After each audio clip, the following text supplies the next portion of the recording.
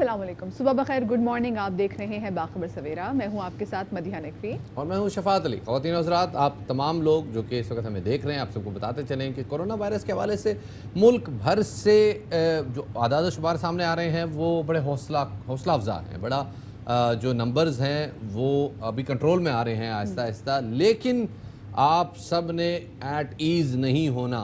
Corona virus ख़त्म नहीं हुआ, आगे ईद है और ईद पे फिर एक्सपेक्ट किया जा रहा है कि वैसी एक वेव आ सकती है जैसे छोटी ईद पे आई थी। बिल्कुल एग्जैक्टली। तो आप लोगों ने ख्याल ज़रूर रखना है। साथ में आपने देखा कि कराची में कल भी बारिश हुई, परसों भी बारिश हुई, और कल जो बारिश हुई उसकी वजह से करंट लगने से जगह जगह जो पानी खड़ा हुआ और किस तरीके से जो हमारा अर्थिंग का जो सिस्टम है वो प्रॉपर नहीं है। कल भी 6 कीमती जानें चली गई थी। परसों भी जो लोग हैं वो करंट लगने की वजह से जाम बहक हुए थे। इस हवाले से हमने बात करा। और साथ में शफात, बहुत अहम केसेस हमने ट्विटर पे भी देखा। कल जस्टिस फॉर ज़हरा जो सदफ ज़हरा नकवी हैं उनके हवाले से, जिनका मर्डर अभी हुआ है, और साथ में हमारे क्योंकि एंकर बिरादरी से मुरीद अब्बास, जिनका पिछले साल आज के दिन जिनको बड़ी बेदर्दी से गोलियां मार के उनको कत्ल कर दिया गया था, आज बरसी है।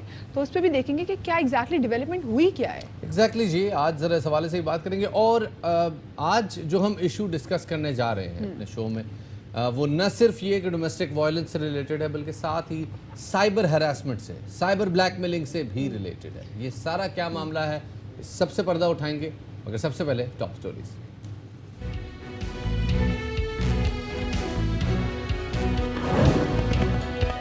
तमाम सूबों का सितंबर से तालीमी इदारे खोलने पर इत्तेफाक। पढ़ाई के साथ साथ इम्तिहानात लेने की भी इजाजत होगी।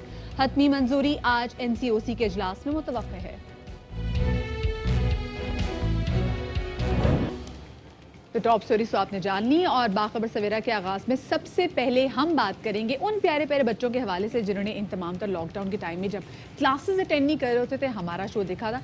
तो अब एक अच्छी खबर आपके लिए, और वो तमाम तर यूनिवर्सिटी भी जाते हैं, कॉलेज भी जाते हैं, कि तालीमी इदारे अब कब से खोले जाएंगे। एक नई तजवीज़ जो है इस हवाले से सामने आ गई है, जिस पर हतमी फैसला आज मुतवक्किह है। वफाकी वज़ीर तालीम शफकत महमूद के मुताबिक SOPs के साथ 1 सितंबर से स्कूल खोले जा सकते हैं और इस तजवीज़ से तमाम सूबे मुत्तफ़िक हैं। इस हवाले से हमने एक रिपोर्ट तैयार की, आपके साथ शेयर करते हैं।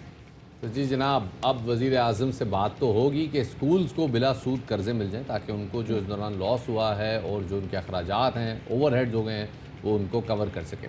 हुकूमत की जानिब से तालीमी इदारों को सितंबर से पहले हफ्ते में खोलने का फ़ैसला तो हो गया है, लेकिन और वालिदैन ने भी इस फैसले पर खुशी का इज़हार किया है और ये उम्मीद ज़ाहिर की है कि जल्द बच्चों की तालीम का सिलसिला दोबारा शुरू हो जाएगा।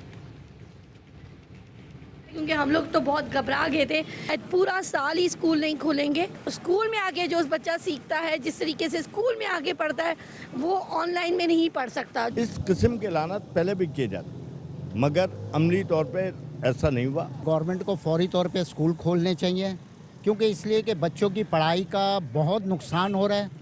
इस वजह से कि कई बच्चे, गवर्नमेंट ने कह तो दिया कि ऑनलाइन सिर्फ वो बच्चे पढ़ सकते हैं कि जो डिफेंस और दूसरे बड़े इलाकों में रहते हैं। जो गरीब आवाम और गरीब के बच्चे हैं, उनके पास तो भाई मोबाइल तक नहीं है, कंप्यूटर तक नहीं है घरों में, तो वो ऑनलाइन किस तरह पढ़ेंगे बच्चे। 1 सितंबर से स्कूल खुलने बहुत हम वालिदैन बहुत खुश हैं इस फैसले के ऊपर। स्कूल खुलने चाहिए बच्चों के, क्योंकि जिस तरह जब से स्कूल बंद हैं और बीच में जो है ये ऑनलाइन सिस्टम शुरू हो गया था, पढ़ाइयाँ जो है ना नेट के ज़रिए शुरू हो रही थी, तो माशाल्लाह के इलेक्ट्रिक ने कराची को तो वैसे ही अंधेरा किया हुआ है, बंद किया हुआ है, लोड शेडिंग का सिलसिला जिस तरह उन्होंने जारी किया हुआ है।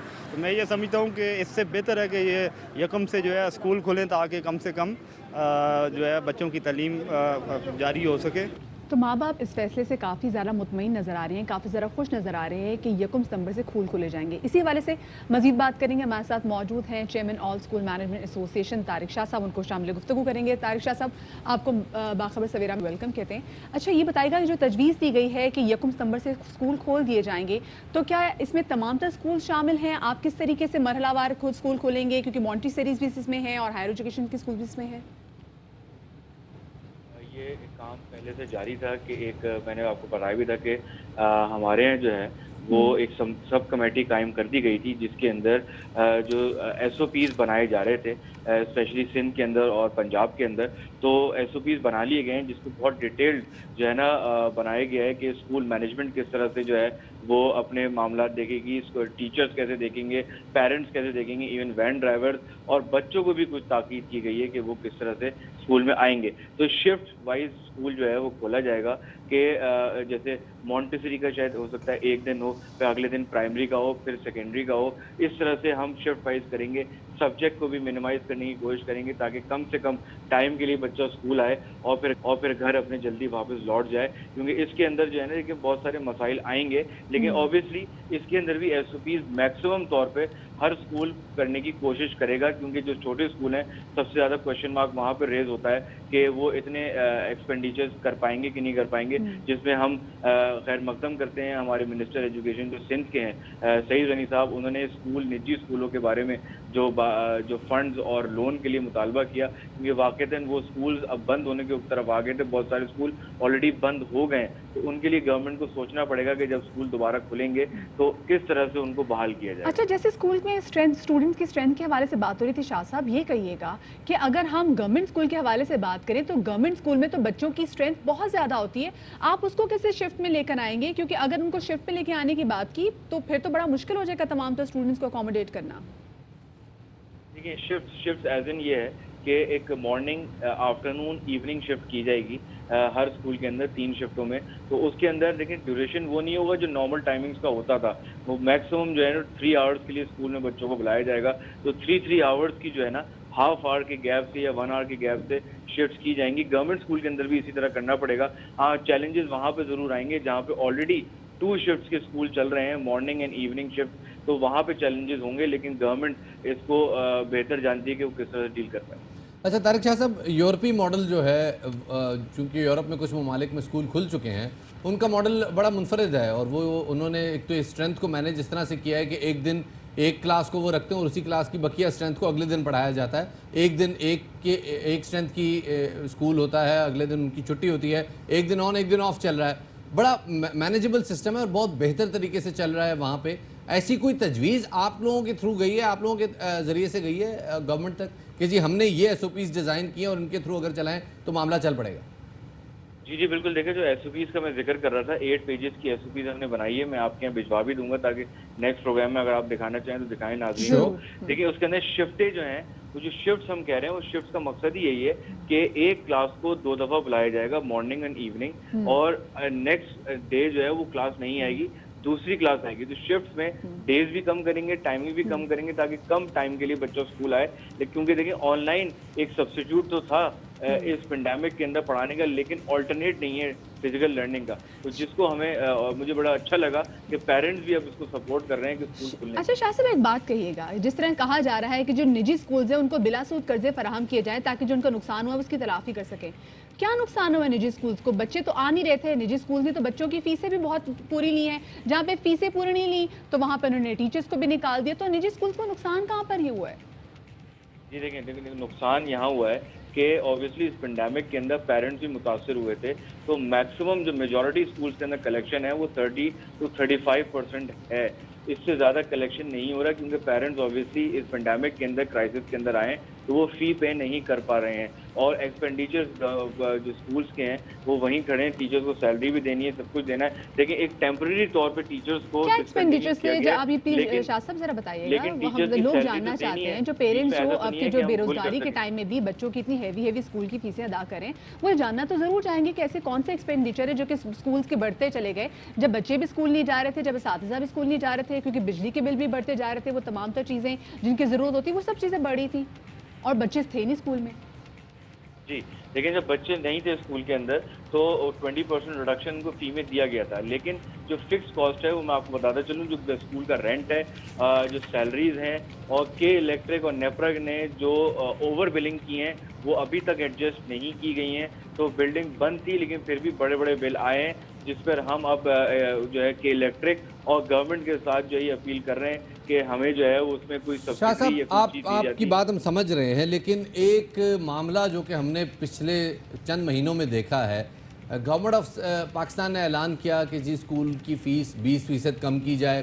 प्राइवेट स्कूल्स ने अमल दरामद नहीं किया, बल्कि उल्टा फ़ीस बढ़ा के तालिबान उनके वालिदैन को वाउचर्स भेजे। इसी तरह जो एक्सपेंडिचर्स थे ऑनलाइन एजुकेशन के बारे में, उनके बारे में कहा जा रहा था कि जी क्लासें महदूद रखें, थोड़ी देर के लिए रखें, क्लासों का जो दौरानिया है वो मुख्तलिफ रखें, वीडियोज़ बना के भेजें, बजाय इसके कि आप ऑनलाइन लेक्चर्स दें।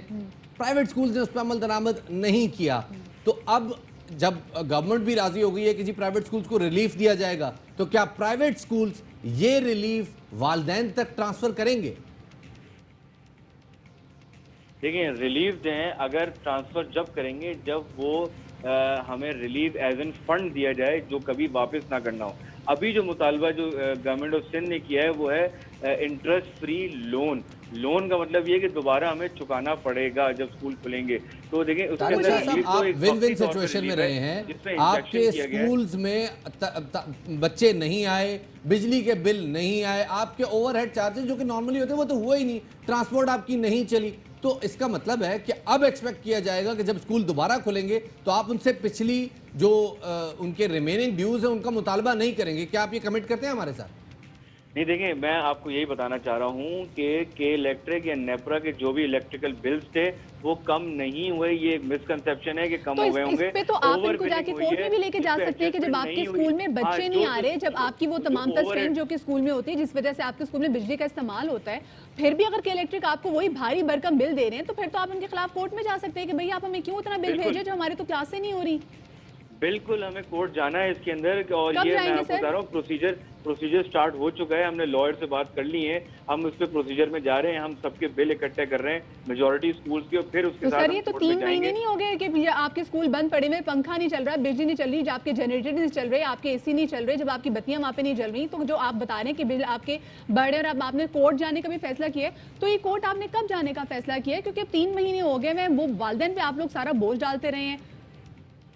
मैं आपको बताऊं, कोर्ट के अंदर भी समर वेकेशन चल रही हैं। अगस्त में कोर्ट रिज्यूम होगा तो हम पिटीशन तो दायर कर देंगे, लेकिन जो भी कार्रवाई होगी वो अगस्त से शुरू होगी, उससे पहले शुरू नहीं हो सकती है।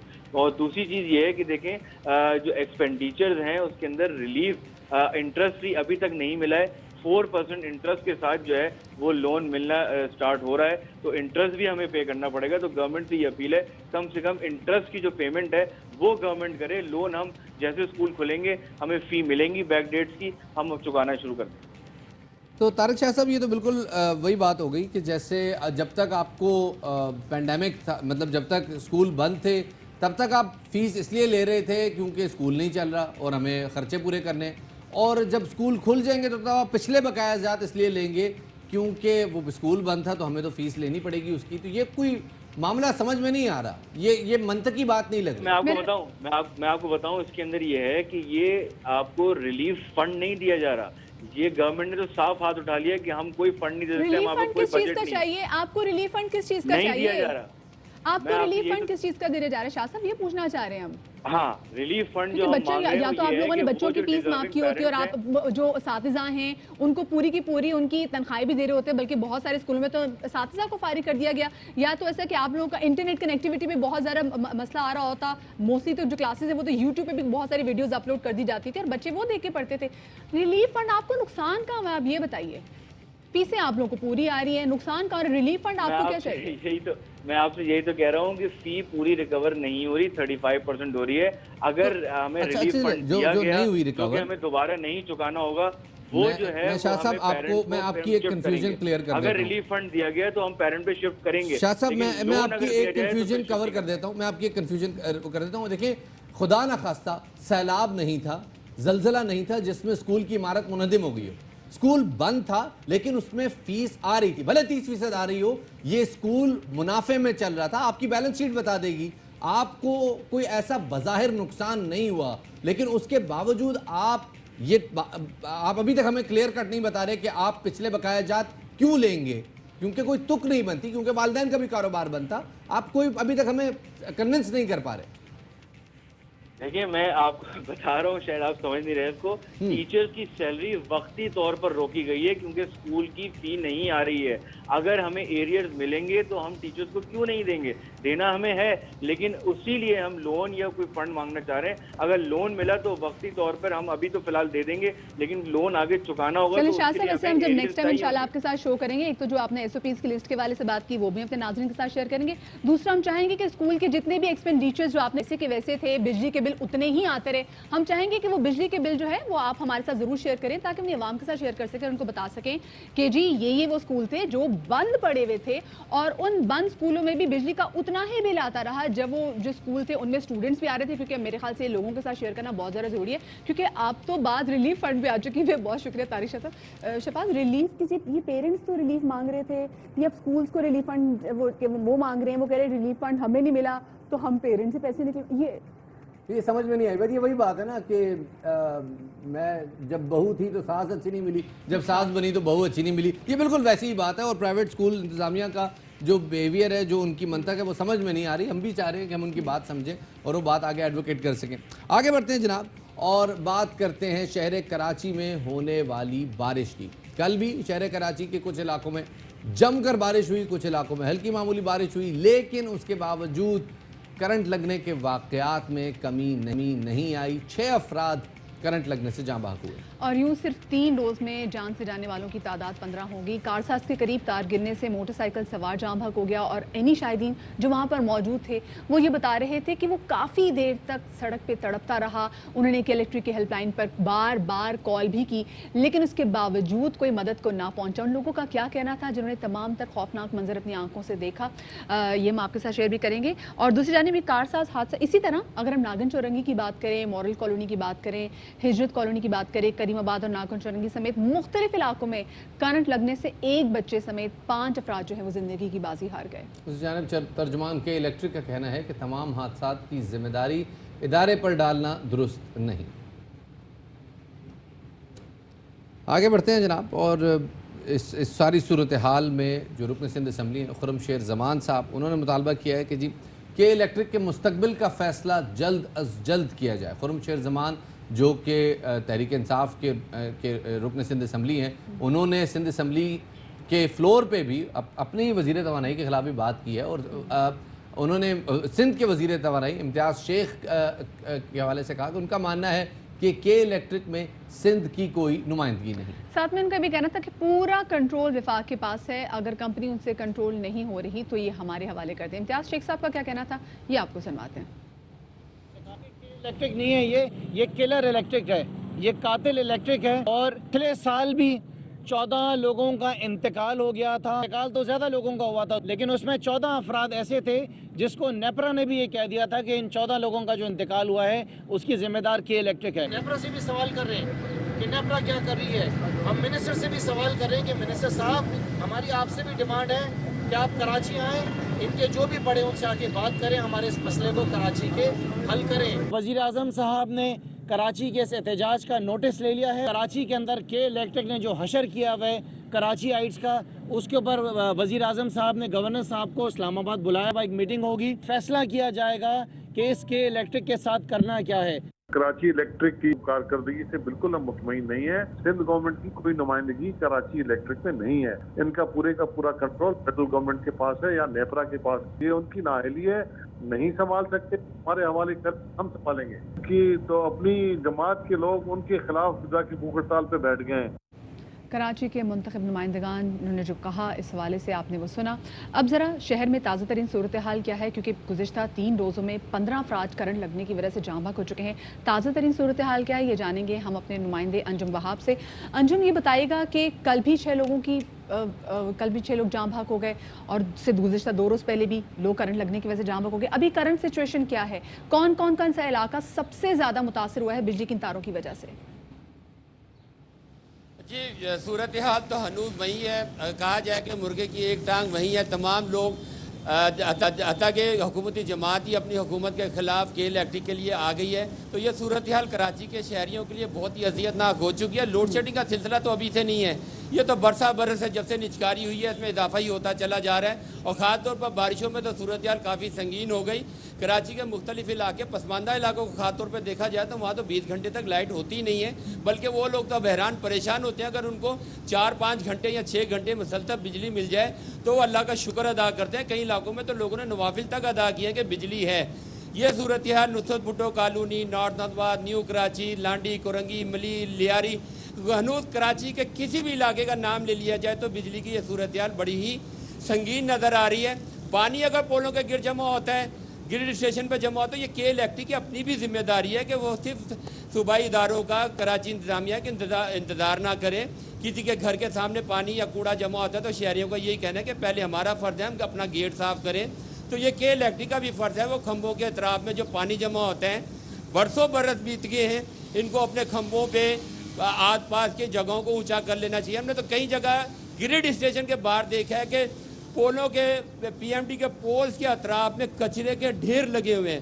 نارتھ کراچی کے اگر اطراف میں دیکھا جائے گریڈ اسٹیشن کے اطراف میں پولوں کے گرد کچرے کے ڈھیر ہیں، پانی کا جوڑ ہے۔ یہ کہ الیکٹرک کی اپنی بھی ذمہ داری ہے کہ اس کو صاف کرے۔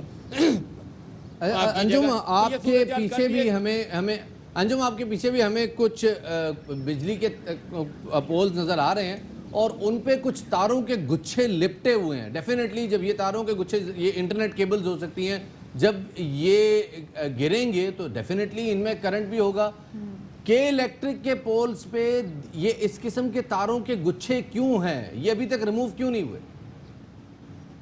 دیکھیں جی، اس سلسلے میں نیپرا، سٹی گورنمنٹ، کے ایم سی، وارڈر بورڈ اور تمام اداروں کے درمیان یہ ایس او پی طے پائی تھی کہ پولوں کے اوپر اگر انٹرنیٹ بہت ہی زیادہ ضروری ہے تو گچھے نہ ہو، اس کو پراپر طریقے سے لگایا جائے۔ لیکن اس میں کیبل آپریٹرز کی بھی ایک کوتاہی ہے کہ اس طرح تاروں کے گچھے لٹک رہے ہیں۔ لیکن کے الیکٹرک انجینئرز کا ایک اور بھی کارنامہ ہے، فوٹیجز میں نظر آ رہا ہوگا، تاروں کے درمیان فاصلہ رکھنے کے لیے بجائے ان کو پراپر طریقے سے لگایا جاتا ہے، ان میں پی وی سی پائپ لگا کے، جوڑ لگا کے تاروں کو ٹھہرایا گیا ہے۔ ماہر انجینئرز ان کے پاس، غیر ملکی تعلیم یافتہ انجینئر، انہوں نے یہ پتہ نہیں کس ملک سے ٹیکنالوجی لی ہے کہ تاروں کے درمیان فاصلہ رکھنے کے لیے پی وی سی پائپ کا سہارا لیا ہے، بجائے اس کے کہ اپنا ترسیلی نظام بہتر کرتے، پولوں کو جو ارتھنگ کا سسٹم تھا، گراؤنڈنگ کا سسٹم تھا، اس کو مکمل کرتے، بیشتر جگہوں کے اوپر ارتھنگ۔ کوئی کے الیکٹرک کے خلاف کوئی مقدمہ درج کرایا گیا؟ پچھلے سال بھی جب ہم نے دیکھا اتنی قیمتی جانوں کا ضیاع ہوا تھا تو مقدمہ درج کرایا گیا تھا، ابھی تک ایسی کوئی قانونی کارروائی ہوئی ہے؟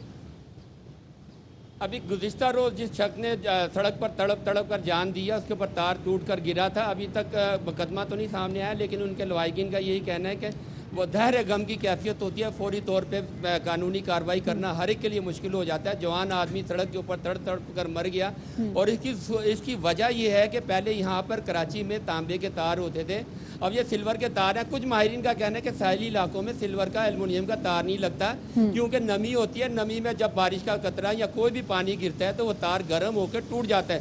یہی صورتحال ہر سال ہمیں نظر آ رہی ہے۔ پورے ملک میں بجلی کا نظام موجود ہے، کرنٹ لگنے سے واقعات کراچی میں ہی زیادہ کیوں ہوتے ہیں، اس کو جاننے کے لیے تمام ادارے کو، وزیر اعظم کو بھی نوٹس دینا چاہیے۔ کیسا کیوں ہے کہ صرف کراچی میں کرنٹ لگنے جب بھی بارش ہوتی ہے تو زیادہ اموات ہوتی ہیں؟ بہت شکریہ جی انجم، وہاں ہمارے نمائندے ہمارے ساتھ موجود تھے۔ اور شفاعت، یہ ہمیشہ سے ایک پرابلم بن چکی ہے کہ جیسے بارش کا ایک قطرہ گرتا ہے تو جسٹ بیکاز اپنا ناقص بجلی کی تاروں کا جو انتظام ہے، جو سارا اسٹرکچر ہے وہ بے نقاب نہ ہو جائے تو بتی گل کر دی جاتی ہے، لائٹ چلی جاتی ہے۔ جی جناب، اور اب آپ اگر آپ خود ڈیفینس میں دیکھ رہی ہوں گی کہ جیسے آپ بارش کے دوران یا ہوا چل رہی ہے اس کے دوران جب آپ ٹریفک کے سگنلز پہ گزرتے ہیں، بہت سارے تار لٹک رہے ہوتے ہیں، یوزیلی انٹرنیٹ کے ایسے کیبلز ہوتے ہیں جو کہ کھمبوں پہ سے لٹک رہے ہوتے ہیں، and they have live current. یہ کیوں ابھی تک ریموو نہیں کیے گئے؟ اس حوالے سے کے الیکٹرک کی ذمہ داری بنتی ہے کہ اپنے پولز میں سے، اپنی تنصیبات میں سے اس قسم کی انسٹالیشنز کا خاتمہ کرے اور عوام کی جانوں کو محفوظ بنائے، عوام کی۔ اور اب جیسے انجم آپ نے بتایا کہ پولز کے گرد کچرے کے ڈھیر ہیں، پانی کھڑا ہوا ہے، اس کا مطلب ہے کہ ان میں لائیو کرنٹ آ سکتا ہے۔ بالکل، اور یہ پھر جانی نقصان بھی اس کے ثابت ہو سکتا ہے کہ الیکٹرک کے کارناموں کی گونج تو قومی اسمبلی میں بھی کافی تھی۔ وفاقی وزیر عمر ایوب کہتے ہیں کہ کراچی میں بجلی کا مسئلہ اچانک پیدا نہیں ہوا، پوائنٹ سکورنگ بہت آسان ہے، جبکہ احسن اقبال کہتے ہیں کہ کراچی والے پتھر کے دور میں جی رہے ہیں، روشنیوں کے شہر میں بجلی نہیں، ایوان اس حوالے سے نوٹس لے۔ कराची में जब अच्छी बारिश पड़ती है तो बिजली तो चली जाती है, लेकिन कराची के लोग काफ़ी ज़्यादा क्यूरियस हैं कि कराची में बारिश का सिस्टम ये कब तक जारी रहेगा, दोबारा बारिशें कब होंगी। तो महकमा मौसमियात इस हवाले से बता दिया है कि हवा के कम दबाव का सिस्टम कराची में ख़त्म हो गया है और अब जो नया मानसून का सिस्टम है वो जुलाई के वस्त में शुरू होगा। तो जनाब, कराची में जो मानसून का सिस्टम है वो तो आप जो महकमा मौसमियात के मुताबिक वो अभी तक ख़त्म हो चुका है, लेकिन महकमा मौसमियात ने एक बड़ी प्यारी सी तस्वीर जारी की है हमारे प्यारे देश पाकिस्तान की, जिसमें अगर देखा जाए तो इस वक्त जो ये हवा का कम दबाव का सिस्टम था, एक छोटा सा गोला जो आप देख रहे हैं, ये इस वक्त कराची से काफ़ी दूर आ चुका है और बहरा अरब में मौजूद है, जिसका मतलब है कि अब ये सिस्टम डेसिपेट हो चुका है और इसका जोर टूट चुका है। लेकिन अगर बहरा अरब में नीचे देखा जाए तो भारतीय रियासत कर्नाटक में इस वक्त हवा के कम दबाव मौजूद है और उसका रुख शुमाल की तरफ है। आइंदा आने वाले चंद दिनों में ये बारिश बरसाने का सबब बन सकता है, लेकिन अभी फिलहाल कोई इसका इम्कान नहीं है, कम से कम अगले 10 दिन तक। पंजाब की अगर बात करें तो पंजाब में जैसे कि ये वेदर फोरकास्ट बता रहा है कि इस वक्त सेल्स नज़र आ रहे हैं और ख़ास तौर पे लाहौर से लेके पेशावर तक बारिश बरसाने का एक अच्छा सिस्टम मौजूद है। अगर इसको देखा जाए तो पूरे पंजाब में ख़ास तौर पे लाहौर में, सियालकोट में, गुजरांवाला में, इस्लामाबाद में, जेहलम में, पेशावर तक, मर्दान, चारसदा में अच्छी बारिश हो रही है और ये बारिश का सिलसिला आइंदा 2 रोज़ तक जारी रहेगा। शिफात, वैसे कोयटा की क्या सिचुएशन होगी? Well, Quetta is all clear, बिल्कुल साफ़ सुथरा, क्योंकि कोयटा में यूजुअली हमारा जो मानसून है वो नहीं बरसता और वहाँ विंटर स्पेल जो है वो ज़्यादा स्ट्रॉन्ग होते हैं। सही, ठीक है। चलिए जी, मौसम के बारे से तो मैंने आपको अपडेट दी। यहाँ पर हम लेने जा रहे हैं एक छोटी सी ब्रेक, हमारे साथ रहिएगा।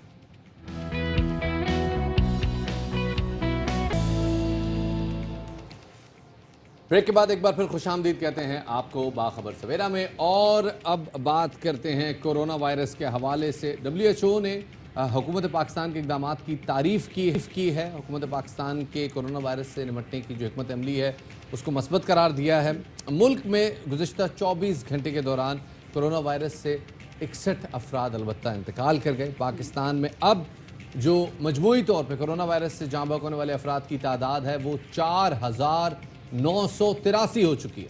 बिल्कुल जी, और मुल्क में 24 घंटे के दौरान 3,359 नए केसेस हैं जो कि रिपोर्ट हुए हैं और पाकिस्तान में कोरोना के अब 90,594 मरीज़ कोरोना के ज़ेर इलाज हैं। और इसके अलावा मुल्क में कोरोना से जो सेहतियाब अफराद की तादाद है वो काफ़ी ज़्यादा तसल्ली बख्श है।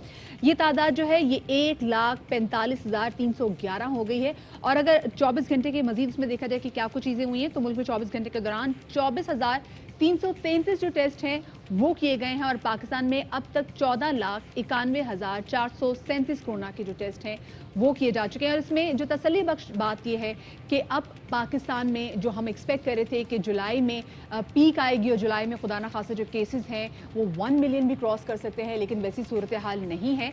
केसेस काफ़ी अंडर कंट्रोल हैं और ये केसेस ज़्यादा फैल नहीं रहे। इसी वाले से मजीद बात करेंगे। हमारे साथ मौजूद सेहत पंजाब यास्मीन राशिद साहिबा। यास्मीन साहिबा, आपको हम बाखबर सवेरा में खुश आमदीद कहेंगे।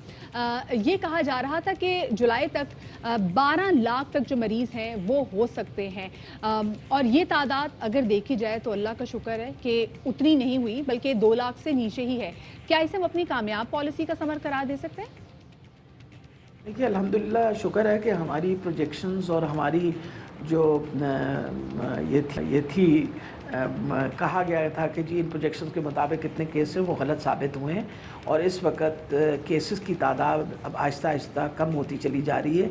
तो हम उम्मीद रखते हैं कि ये जिस तरह की तस्वीर हमारे सामने आई है इससे ये शो होता है कि पीक हमारी शायद जून में आ गई थी और अब आहिस्ता आहिस्ता केसेस जो हैं पूरे पाकिस्तान में कम नज़र आ रहे हैं। अच्छा, अब हम देख रहे हैं कि कोरोना वायरस से जो रिकवरी का रेट है वो भी बहुत बेहतर हो रहा है।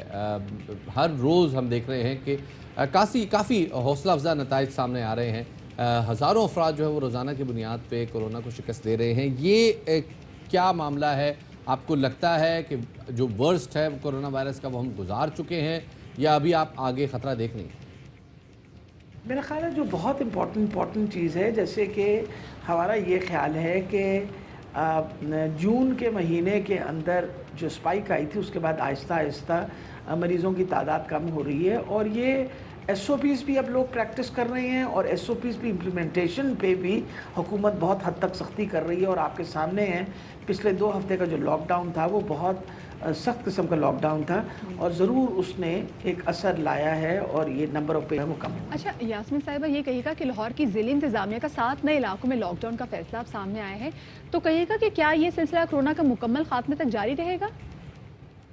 जो लोग कोरोना की से रिकवरी कर पा चुके हैं उनकी बड़ी खुशनसीबी है, क्योंकि अभी तक जो हमारे सामने तस्वीर आ रही है उसके मुताबिक उनको दोबारा कम से कम अगले 6 महीने तक तो कोई इन्फेक्शन के चांसेस नहीं है। उसके बावजूद उनको भी एहतियात बरतनी चाहिए। और जहाँ तक प्लाज्मा देने का ताल्लुक़ है, प्लाज्मा देने के लिए बाकायदा हमने बैंक्स जो हैं वो मुकर्रर किए हुए हैं, जैसे मेयो अस्पताल में और PKLI में। तो इसलिए आप अगर देना चाहें बतौर वॉलंटियर तो आप इन दोनों अस्पतालों से अगर आप अपना राब्ता कर लेंगे लाहौर के अंदर, इसी तरह रावलपिंडी के हॉस्पिटल में है और इसी तरह मुल्तान के अस्पताल में, तो आप राब्ता कर लीजिएगा जहां वो प्लेटलेट आपकी प्लाज्मा ले लिया जाएगा अगर किसी मरीज़ पे उन्होंने करना हुआ तो। बहुत बहुत शुक्रिया। डॉक्टर यास्मीन राशिद हमारे साथ मौजूद थी और बता रही थी कि जो कोरोना वायरस में अभी तक जो सूरत हाल है वो बज़ाहिर अंडर कंट्रोल नज़र आ रही है, लेकिन जैसे हम बता रहे हैं ये मामला टेम्प्रेरी भी हो सकता है, अल्लाह करे ये परमानेंट हो और हम इसी तरह ग्रेजुअली कोरोना वायरस से निकल आए। लेकिन आगे ईद आ रही है और जब ईद आती है तो पिछली ईद पे भी हमने देखा कि ईद से पहले हालात काफ़ी अंडर कंट्रोल थे, लेकिन जैसे ही कारोबार खोला गया उसके बाद एक बहुत बड़ा वेव आया जो जिससे निकलने में हमें तकरीबन 30-32 दिन लगे उस वेव का असर टूटने में। एहतियाती तदाबीर पर अमल दरामद करवाने के लिए मौसर लॉकडाउन की हिकमत अमली जो कि पूरी दुनिया में है, टेस्ट ट्रेस आइसोलेट, ये अपनाई जा रही है और पाकिस्तान ने भी ये हिकमत अमली अपनाई। बिल्कुल। इंपीरियल कॉलेज ऑफ लंदन के मुताबिक पाकिस्तान में कोरोना के फैलाव में कमी आ रही है और SOPs पर अमल दरामद जारी है, तो मुल्क में ये वबा जल्द ख़त्म भी हो सकती है। तो ये चीज़ अब अच्छी हो गई है कि शफात के हमने देखा है कि रोज़ बरोज़ जो लोग हैं वो रिकवर करते जा रहे हैं और जो लोगों की तादाद है वो भी हज़ारों में आ गई। इसका मतलब ये है कि लोग SOPs पे अमल तो कर ही रहे हैं, लेकिन शायद जो हमने पीक थी वो गुजार ली है। लेट्स सी, क्योंकि आगे 2 बड़े अहम इवेंट्स आने हैं, एक बड़ी ईद और फिर आगे मुहर्रमुल हराम, और डेफिनेटली इन दोनों इवेंट्स को हमने SOPs फॉलो करते हुए गुजारना है ताकि हम छोटी ईद जैसी सूरत हाल से बच सके। छोटा सा ब्रेक लेते हैं, ब्रेक के बाद दोबारा हाजिर खिदमत होंगे, हमारे साथ रहिएगा।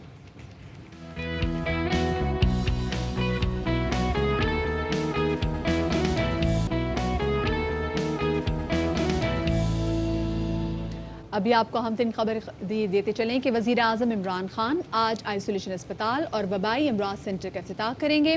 250 बेड्स पर मुश्तमिल आइसोलेशन अस्पताल 40 रोज़ में तामीर किया गया है और आइसोलेशन अस्पताल की तामीर से इस्लामाबाद के दीगर अस्पतालों पर दबाव कम होगा।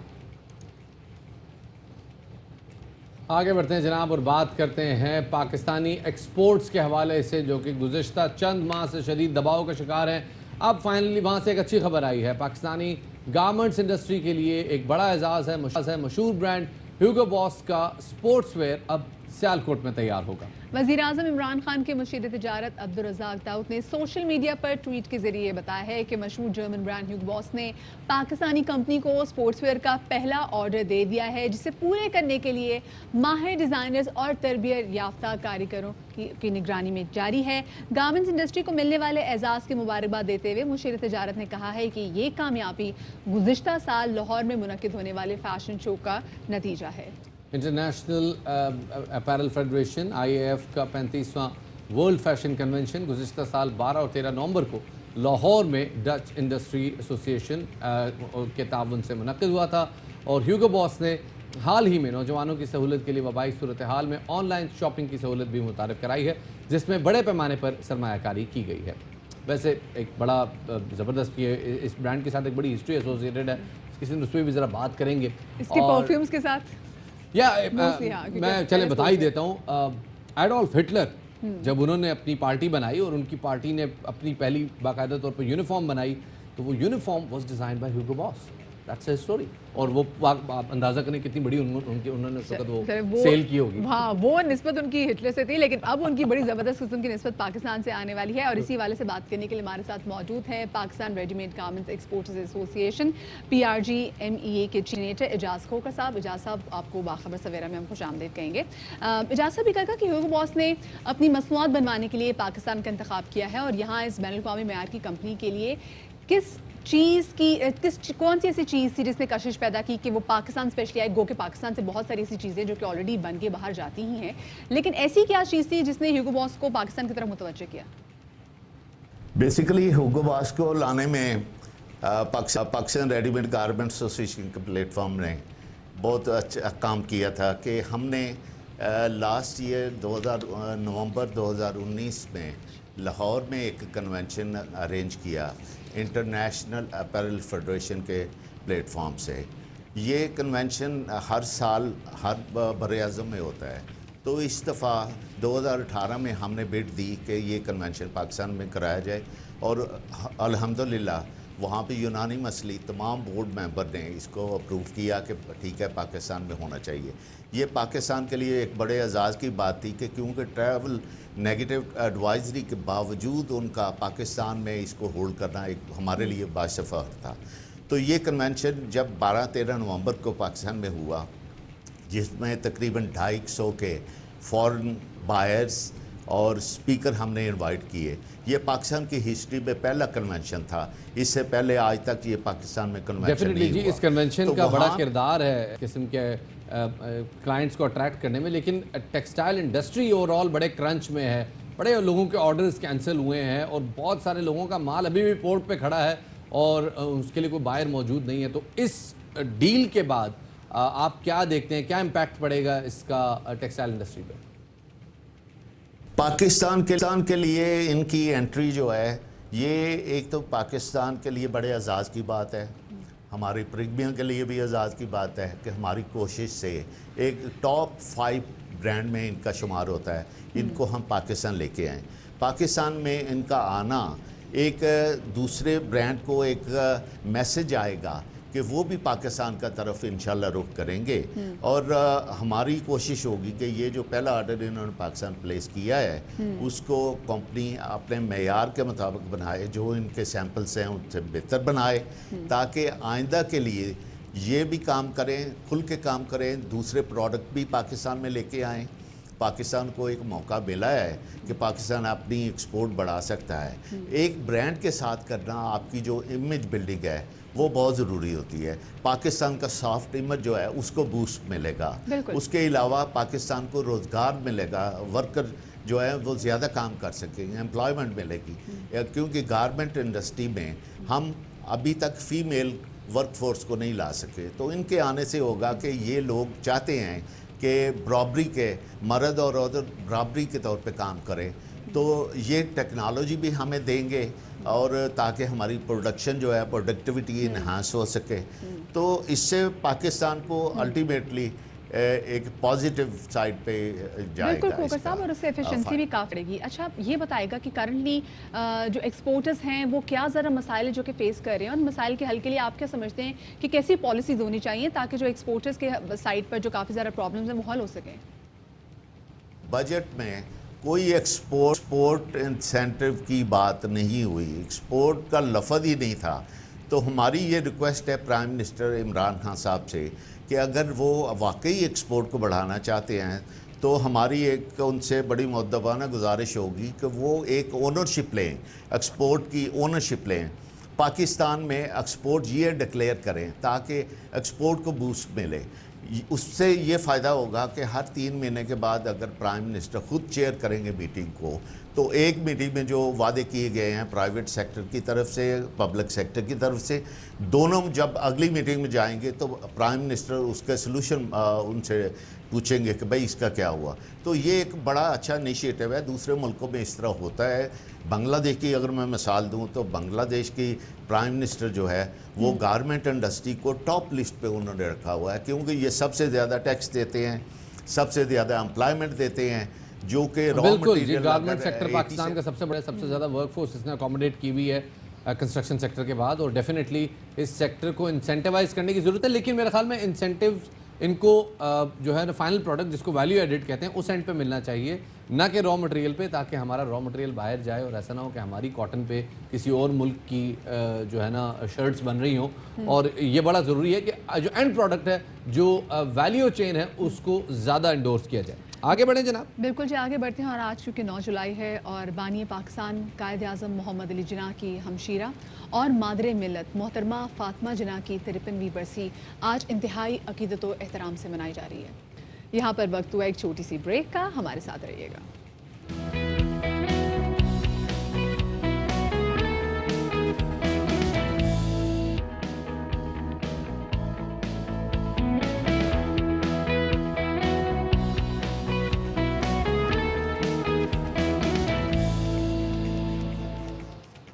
ब्रेक के बाद खुशामदीद कहते हैं आपको बाखबर सवेरा में। और अब प्रोग्राम के इस घंटे में कुछ अहम इश्यूज़ डिस्कस करने हैं, जिसके हवाले से हमने शो के शुरू में भी बात की थी। हल्का सा आपको एक टीज़र दिया था कि इस शो में आज हम एक बड़े अहम मामले को डिस्कस करने जा रहे हैं। कल एक केस सामने आया, एक ट्वीट थ्रेड सामने आया, जिसमें पता ये चला कि एक सोशल मीडिया एक्टिविस्ट जो कि शो के प्रोड्यूसर भी हैं, उनके हवाले से ये खबर सामने आई कि अपनी ज़ौजा के, अपनी बीवी के ऊपर वो न सिर्फ डोमेस्टिक वायलेंस में मुलविस हैं बल्कि कई ख़वातीन को थ्रेट भी करते हैं, ब्लैकमेलिंग भी जारी है। अली सलमान अलवी की बात करें। बिल्कुल जी, साइबर ब्लैकमेलिंग के हवाले से भी आज हम बात करेंगे कि किस तरीके से उन्होंने बहुत सारी ख़वातीन को ब्लैकमेल किया। और साथ में आज मुरीदाबाद की पहली बरसी भी है, क्या कुछ इन्वेस्टिगेशन आगे बढ़ी है और कानूनी कार्रवाई कहाँ तक पहुँची है। और बड़े सियासी राबते हुए हैं। कल हमने अपने शो में आपको बताया था कि बिलावल भुट्टो जरदारी साहब ने टेलीफोनिक रब्ता किया है वज़ीर रहमान साहब से, और आगे वो जो ऑल पार्टीज़ कॉन्फ्रेंस के बारे से बात कर रही थी। तो अब इसमें डेवलपमेंट नहीं हुई है कि नून लीग से भी उनका रब्ता हुआ है, तो इसका मतलब है शफात ये ऑल पार्टीज कॉन्फ्रेंस हम जल्दी होते हुए देख रहे हैं। आज इस मुझे बारे में लगता बात है जी करेंगे। कुछ आपकी बात बिल्कुल दुरुस्त है कि बात कुछ ऐसी लग रही है कि बात बन जाएगी। तो क्या मामला होगा वो सब कुछ डिस्कस करेंगे, मगर उस सबसे पहले कहाँ जा रहे हैं? टॉप स्टोरीज की तरफ।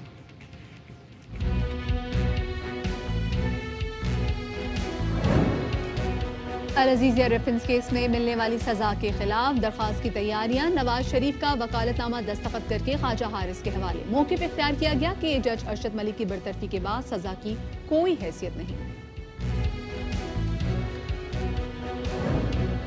दहशतगर्द मंसूबे बनाने के मोतरफ भारतीय खुफिया एजेंट कुलभूषण यादव ने अपनी सजा के खिलाफ नजरसानी की अपील दायर करने से इनकार कर दिया। ज़ेर इल्तवा रहम की अपील पर जवाब का इंतजार करेगा। पाकिस्तान की कुलभूषण यादव को दूसरी बार कौंसलर रसाई की पेशकश। सदफ ज़हरा कत्ल केस का मुकदमा छोटी बहन की मुद्दत में दर्ज। मुलजिम अली सलमान अलवी निजी न्यूज़ चैनल का प्रोड्यूसर है। FIR में कहा कि हमें बहनोई का फ़ोन आया कि सदफ ने कुछ कर लिया है। घर पहुंचे तो लाश पंखे से लटकी हुई थी। मुलजिम बहन को कई बार तशद्दुद का निशाना बना चुका था। सोशल मीडिया पर justice for Zahra top trend.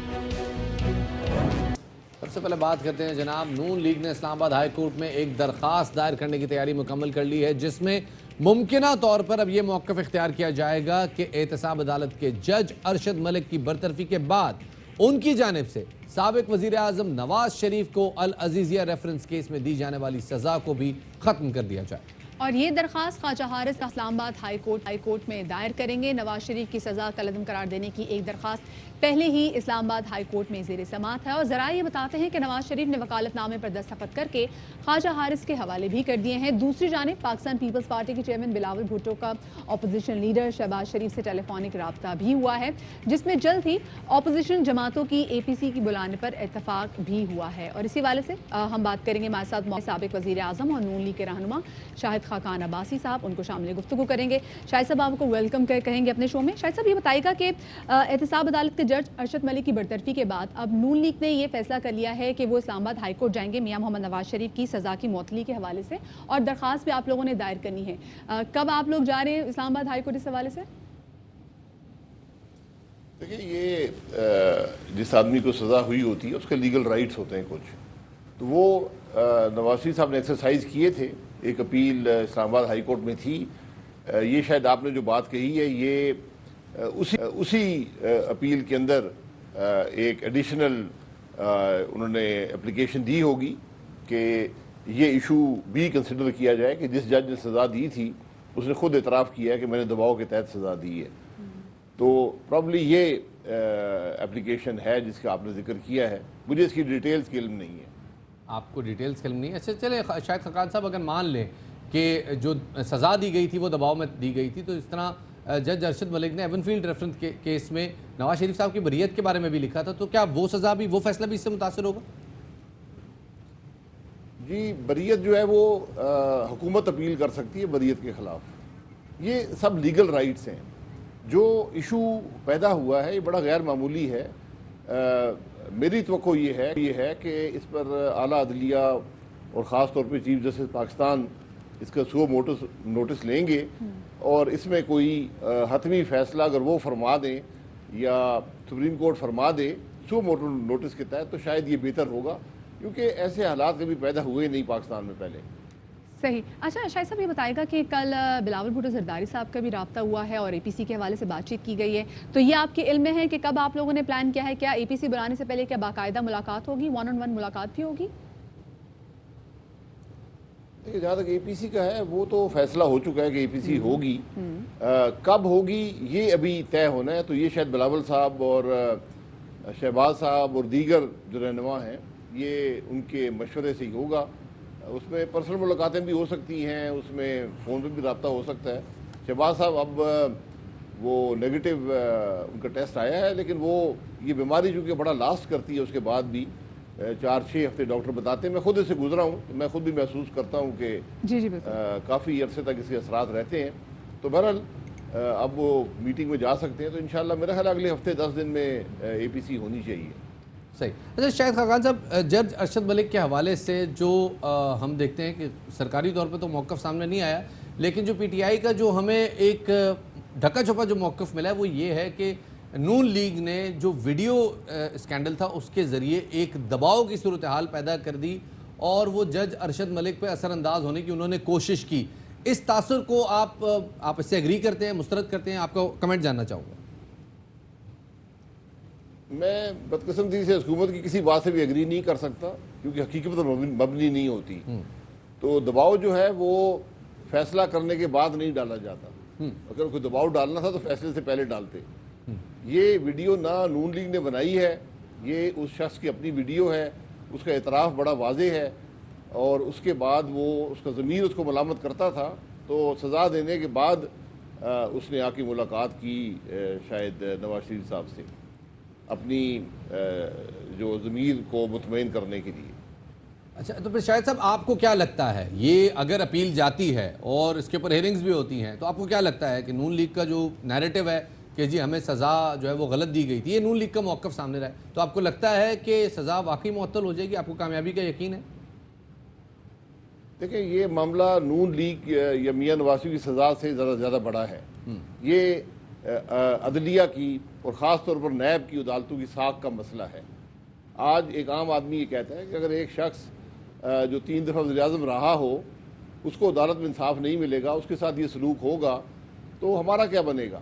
یہ بنیادی بات یہ ہے۔ نواز شریف صاحب تو ان کے جو رائٹس ہیں وہ اب استعمال کریں گے، ہائی کورٹ بھی جائیں گے، سپریم کورٹ جانا پڑا وہاں بھی جائیں گے، اور میں لائر نہیں ہوں، بٹ بات بڑی واضح ہے کہ ایک ثبوت آ گیا، جس ثبوت کو لاہور ہائی کورٹ کی ایڈمنسٹریٹو کمیٹی نے قبول کرتے ہوئے اس شخص کو برطرف کر دیا، تو اس کا گلٹ تو اسٹیبلش ہو گیا کہ اس نے دباؤ کے تحت فیصلہ دیا ہے۔ اب عدالتیں ہی اس کا حتمی فیصلہ کریں گی، چاہے سو موٹو کریں یا اپیل کے پروسیس میں کریں، کہ ان جو ان کی ججمنٹس ہیں انصاف کی، جج صاحب کی، ان کا کیا بنے گا۔ اچھا شاہد صاحب، اب سوال یہاں یہ پیدا ہوتا ہے کہ ایسے موقع پہ ڈیفینیٹلی ایک متحد اپوزیشن کی ضرورت پڑے گی اگر حکومت پہ واقعی اس حوالے سے دباؤ ڈالنا ہے۔ آپ اپوزیشن کو متحد دیکھ رہے ہیں ساری صورتحال میں؟ آپ کو لگ رہا ہے کہ اس وقت اپوزیشن ساری کی ساری ایک پیج پہ؟ ایک اپوزیشن ایک پیج پر ہی ہے، اور وہ پیج یہ ہے کہ ملک میں حکومت ناکام ہو چکی ہے، ملک کی معیشت تباہ ہو چکی ہے، عوام پریشان ہیں، ان باتوں پر ہم متحد ہیں۔ جہاں تک اس معاملے کا تعلق ہے، یہ تو عدلیہ کا معاملہ ہے، اس کا حکومت سے کوئی تعلق نہیں، حکومت خود ہی تعلق بنانے کی کوشش کرتی ہے۔ وہ تو کہتے ہیں نیب کو بھی ہم کروا رہے ہیں، یہ سب کچھ ہم کرتے ہیں، حالانکہ قانونی طور پر حکومت کا کوئی تعلق نہ نیب سے ہوتا ہے نہ عدلیہ سے ہوتا ہے۔ لیکن شاہد صاحب میرا سوال مولانا فضل الرحمان کے دھرنے کے تناظر میں ہے کہ جیسے انہوں نے پچھلے سال جب دھرنے کا اعلان کیا وہ ایکسپیکٹ کرے تھے کہ پوری اپوزیشن ان کے ساتھ کھڑی ہوگی، نہیں ہوا ایسا، تو اگر اب ایسی صورتحال پیدا ہوتی ہے، پھر اے پی سی کی کال تو آئی ہے، تو اگر اب ایسی صورتحال پیدا ہوتی ہے تو ایسا تو نہیں ہوگا کہ کوئی ایک اپوزیشن پارٹی جو ہے وہ اینڈ ٹائم پہ معاملے سے نکل جائے؟ دیکھیں جو مولانا صاحب کا دھرنا تھا وہ جے یو آئی کا اپنا تھا، اس میں کوئی دوسری جماعتیں شامل نہیں تھیں۔ ہو سکتا ہے مولانا صاحب کی توقع ہو، بہت پرانے منجے ہوئے سیاستدان ہیں، ان کی توقع ہو کہ دوسری جماعتیں بھی شامل ہوں گی، لیکن دوسری جماعتوں نے اس وقت مناسب نہیں سمجھا، کیونکہ میں آپ کو حقیقت سے کہتا ہوں کہ ہم توقعات نہیں تھی، بلکہ بہت سارے مواقع پہ خود بلاول بھٹو زرداری صاحب نے بولا نون لیگ ان کو زیادہ سپورٹ کر رہی تھی، تو ان کی توقعات تو اس پہ بننی ہی تھی اس حوالے سے۔ نہیں، بلاول بھٹو صاحب نون لیگ کی تو نہیں بول سکتے نا، نہیں انہوں نے ان کی پارٹی نے علیحدہ بولا تھا، لیکن نون لیگ نے بھی علیحدہ سے ان کو سپورٹ کیا تھا، تو اس لیے ان کی توقعات بھی تو بڑی تھی نا۔ نہیں، ان کے جو موقف تھا اس کو سپورٹ کیا، ہم اس کا فزیکلی پارٹ نہیں بنے، ہم پہلے دن سے نہیں تھے، یہ جے یو آئی کا اپنا تھا۔ اب اس میں آپ جس طرح بھی رنگ بھر لیں، اور انہوں نے اس کو غیر متنازع رکھا، انہوں نے اس کو پرامن رکھا، اور وہ بڑی آسانی سے 40-50 ہزار آدمی اسلام آباد آیا تھا، بڑی آسانی سے جا کے ڈی چوک بیٹھ سکتے تھے، لیکن انہوں نے نہیں کیا۔ انہوں نے صرف اظہار کیا اس بات کا کہ حکومت ناکام ہے، اور یہ عوام کی رائے ہے جو میں آپ کو سڑکوں پہ دکھا رہا ہوں۔ صحیح، بہت بہت شکریہ جی۔ شاہد خاقان عباسی صاحب ہمارے ساتھ موجود تھے جناب، کہ اپوزیشن بلا شبہ اس وقت ایک پیج پہ، اور وہ پیج ہے کہ یہ حکومت پرفارم نہیں کر پا رہی، اور یہ والا جو معاملہ ہے کہ جس میں اب درخواست دائر کی گئی ہے میاں نواز شریف صاحب کے سزا معطلی کے حوالے سے، ان کو لگتا ہے کہ اس میں وزن ہے اور ڈیفینیٹلی کامیابی مل سکتی ہے، ان کو ایسا لگتا ہے۔ لیکن بات دوسری جانب جہاں پر اے پی سی کے حوالے سے اگر ہم بات کریں، اور اس کے بعد پہلے بھی جب مولانا فضل الرحمان صاحب نے دھرنا دیا تھا تو تمام جماعتوں نے بولا تھا کہ جی آپ دھرنا شروع کریں گے، ہم اپنے اپنے شہروں سے آپ کو جوائن کرنا شروع کریں گے، لیکن somehow ایسا ہوا کہ جو وعدے کیے گئے تھے وہ وعدے وفا نہیں کیے گئے، اس وجہ سے وہ کافی زیادہ لیفٹ آؤٹ فیل کر رہے تھے، منظر نامے سے بھی تھوڑا بہت غائب ہو گئے۔ سو آئی ایم شیور کہ اس بار وہ جو تمام تر توقعات اپوزیشن کی تمام تر پارٹیز کو ایک دوسرے سے ہیں، وہ کہیں ماند نہ پڑ جائے، اور اس بار بھی جو اے پی سی جس کے حوالے سے کافی عرصے سے لوگ بات بھی کر رہے ہیں وہ ہو جائے۔ آگے بڑھتے ہیں جناب۔ چیف جسٹس صاحب نے کل، جسٹس گلزار احمد صاحب نے کل ایک آرڈر جاری کیا جس میں ان کا کہنا تھا کہ کرپشن مقدمات کا فیصلہ 3 ماہ میں کیا جائے۔ 20 سال سے ریفرنسز زیر التوا ہیں، فیصلے کیوں نہیں ہوتے؟ کیوں نہ نیب عدالتیں بند کر دیں؟ اور ابھی آپ کو بتائیں کہ پاکستان میں گرفتار اور سزا یافتہ بھارت کی خفیہ ایجنسی را کے ایجنٹ کلبھوشن یادو نے اپنی سزا کے خلاف نظر ثانی کی اپیل دائر کرنے سے انکار کر دیا ہے، اور اس کے بجائے اپنی زیر التوا رحم کی اپیل پر جواب کے انتظار کا فیصلہ کیا ہے۔ اس کے حوالے سے بات کرنے کے لیے ہمارے ساتھ موجود ہیں سابق اٹارنی جنرل اشرف اوصاف صاحب، ان کو شامل گفتگو کرتے ہیں۔ سر بہت شکریہ وقت دینے کے لیے۔ بھارتی حکومت کی جانب سے اپیل دائر کرنے سے بہرحال انکار کر دیا گیا ہے، اب آپ کو کیا لگتا ہے کہ کیا کلبھوشن یادو کے پاس اپیل دائر کرنے کا اختیار ہے، اور اس کا کیا طریقہ کار ہوگا؟ میں حیران ہوں کہ بھارت نے یہ کیا کہا ہے۔ بھارت نے اتنا سارا پروپیگنڈا کیا، بھارت نے شور مچایا، بھارت آئی سی جے میں گیا اور یہی کہہ رہے تھے کہ جی ہمیں اپیل کا حق دیا جائے، ہمیں کاؤنسلر ایکسیس دیا جائے، اور یہ بھی کہہ رہے تھے کہ اس کو رہا کر دیا جائے اور اس کو واپس کر دیا جائے اور اس کی سزا کو ختم کر دیا جائے۔ کیسے بلند بانگ یہ دعوے کر رہے تھے، اور جب یہ ان کو مل رہا ہے اپیل کا حق اور قانون اس پہ بنا دیا گیا ہے، کلیئرٹی کے ساتھ بنا دیا گیا ہے، اور اس میں ریویو کی بات ہے، اس کے اندر اس سارے معاملے کو دیکھنے کی بات ہے، ریکنسیڈریشن کی بات ہے، تو اب یہ کر رہے ہیں، تو کیا یہ میسج دینا چاہتے ہیں اپنے تمام جاسوسوں کو کہ بھائی ہم پہ نہ رہنا، خود ہی اپنی بندوبست کرنا؟ تو یہی کہنا چاہتے ہیں وہ۔ اور یہ سب کچھ جو تھا یہ ڈرامہ تھا، یہ سب شور جو تھا وہ صرف ہمیں عالمی دباؤ میں لے کے آنے کی ضرورت تھی۔ یہ تو اللہ کی مہربانی ہے کہ عالمی عدالت نے ان کے وہ سب رہائی کے اور باقی چیزیں، اور ہمارے لوگوں کی محنت ہے کہ انہوں نے جو ان کے رہائی کی بات تھی اور اس کو واپس کرنے کی بات اور سزا کو کالعدم کرنے کی بات، اس کو ریجیکٹ کر دیا۔ اب یہ خود یہ اپیل کا حق جو ہے وہ استعمال نہیں کرنا چاہتے، تو پھر ان کے جاسوسوں کا اللہ ہی حافظ ہے۔ آرڈیننس کا جو شک ہے اس میں کلیئرلی لکھا ہوا ہے کہ اگر کوئی گریوڈ ہے of any order passed by a court جو کہ اس کے تحت ہے تو بالکل ہے، کر سکتے ہیں۔ اور لیکن भारत को करना चाहिए ना। अच्छा, लेकिन अशरफ साहब, अपील दायर करने का जो ऑर्डिनेंस है वो 20 जुलाई को ख़त्म होने जा रहा है। Once the ordinance is done, इसके बाद क्या होगा? देखिए बहुत कुछ हो सकता है, अभी कुछ कहना प्रीमेच्योर है। हो सकता है भारत अपील फाइल कर दे, हो सकता है कि ये मामला आगे चले, हो सकता है कि ऑर्डिनेंस जो है वो कानून बन जाए, हो सकता है कि रिप्रोमलगेट हो जाए। ये अभी तो प्रीमेच्योर होगा, लेकिन ये बहुत बड़ी पेशरफ्त है जो आपने अभी बताई। मुझे नहीं इल्म था कि भारत ने ये कहा है कि वो अपील नहीं करना चाहते। अशरफ साहब, भारत ने अभी तक कुलभूषण जाधव को हाजिर सर्विस अफसर नहीं माना।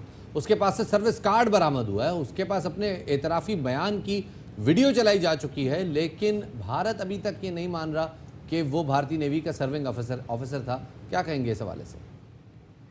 देखिए एक बहुत इम्पोर्टेंट एस्पेक्ट है कि उन्होंने इनकार नहीं किया कि वो हाजिर सर्विस नेवल ऑफिसर है। उन्होंने इनकार नहीं किया कि इसका जो पासपोर्ट दिया गया था वो असली था और उसमें कोई जालसाजी इसने खुद नहीं की हुई थी। तो एक हुकूमत जो कि गलत आइडेंटिटी के ऊपर पासपोर्ट दे दे, एक हुकूमत जो कि डिनाई नहीं करती कि उनका हाजिर सर्विस नेवल ऑफिसर जो उनकी इंटेलिजेंस एजेंसी में काम कर रहा था, जिसका कोई जवाब नहीं था बलूचिस्तान में जाने का, हक नहीं था वहाँ ट्रैवल करने का, वो जाता है और ये सारे काम करता है। ये आपने देखा कि उनकी जो प्लीडिंग्स हैं उसमें उन्होंने इन बातों से इनकार किया हो? नहीं। तो भारत जो है वो इस तरह की हरकतें करता रहा है। ये तो बात ये है कि ये टिप ऑफ द आइसबर्ग है। जो कश्मीर में ये अट्रॉसिटीज कर रहे हैं, कश्मीर में जो इन्होंने कर्फ्यू लगाया हुआ है, कश्मीर में जो ये वायलेशन ऑफ ह्यूमन राइट्स कर रही हैं, इसको अपने गिरबान में झांकना चाहिए।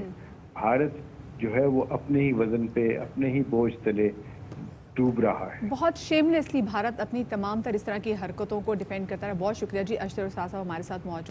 अब जरा आगे बढ़ते और आपको बताएं कि पंजाब हुकूमत ने गैर सरकारी तंजीमों, फलाही इदारों, मदारस और ट्रस्ट समेत हर किस्म की अहतियात इकट्ठे करने वाले इदारों की रजिस्ट्रेशन का काम अब शुरू कर दिया है।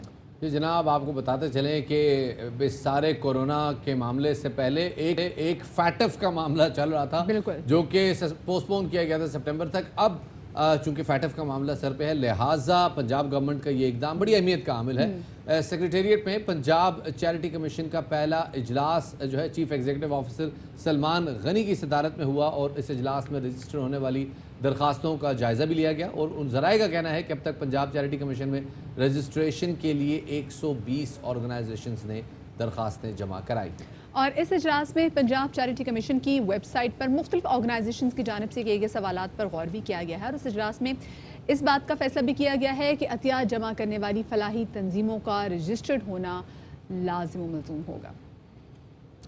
आगे बढ़ते हैं और अब बात करते हैं मुरीद अब्बास कत्ल केस के हवाले से। एंकर मुरीद अब्बास के हवाले से भी ज़रा बात करेंगे, और मगर उससे पहले कि हम आगे बढ़ें, हम पहले बताते चलें कि जैसे हमने पंजाब में अभी बात की कि जो चैरिटी कमीशन है वो उन ऑर्गेनाइजेशंस की बात कर रहा है कि जिन ऑर्गेनाइजेशंस ने अभी अब तक खुद को रजिस्टर नहीं करवाया चैरिटी कलेक्शन के लिए। ये बहुत ज़्यादा ज़रूरी है क्योंकि फैटफ की जानिब से ये कहा भी गया था, कुछ तजावीज़ थी, कुछ मुतालिबात थे जिन पर अमल करना है ताकि हम रिलीज से निकल सकें। अभी खैर हम आपको बताएं कि पाकिस्तान में मजहबी सयाहत के फ़रोग और पंजाब में आबाद अक़लियतों की मजहबी इबादत गाहों और मुमताज़ शख्सियात के बारे में मालूमात के लिए सूबाई वज़ारत अक़लियत अमूर ने वाइट इन फ्लैग नामी किताब जारी की है, जिसमें अक़लियतों की आबादी, मजहबी और तारीख़ी मकामात और रसूमात के हवाले से इसमें डेटा मौजूद है। और इसी हवाले से मज़ीद बात करते हैं अपने नुमाइंदे ख्वाजा नसीर से, जो कि वज़ीर अक़लियत अमूर एजाज़ आलम ऑगस्टिन के साथ मौजूद हैं। दुनिया को पंजाब का, जो पंजाब में बसने वाली मिनॉरिटीज़ हैं, अक़लियतें हैं, उनका हकीकी चेहरा दिखाने के लिए कि पंजाब में अक़लियतें हैं क्या। इस वक्त वाइट इन फ्लैग के नाम से जो बुक है, इस हवाले से सूबाई वज़ीर बराए अक़लियती अमूर हमें बताएंगे कि किताब किन अमूर का अहाता करती है। सबसे पहले तो आप देख रहे हैं कि इस बुक का नाम है white in flag. White in flag के आपका जो झंडे में वाइट कलर है उसकी पहचान क्या है। तो हमने पंजाब, जो हमारा पंजाब का माइनॉरिटी डिपार्टमेंट है, उन्होंने इस बुक को लॉन्च किया है और सीएम साहब ने और اس کو اپروو کرنے کے بعد اس کو لانچ کیا گیا، اور اس میں بتایا گیا ہے کہ ہمارے پنجاب میں جتنے جو مائنارٹیز کے ریلیجن ہیں ان کی بیس کیا ہے، اور ان کے فیسٹیول کو متعارف کرایا گیا ہے کہ کیا کیا فیسٹیولز ہوتے ہیں، اور اس کے بعد اس میں پورا ڈیٹا موجود ہے کہ ہمارے پورے پنجاب میں کس کس ضلع میں کتنے گردوارے ہیں، کتنے مندر ہیں، کتنے چرچز ہیں۔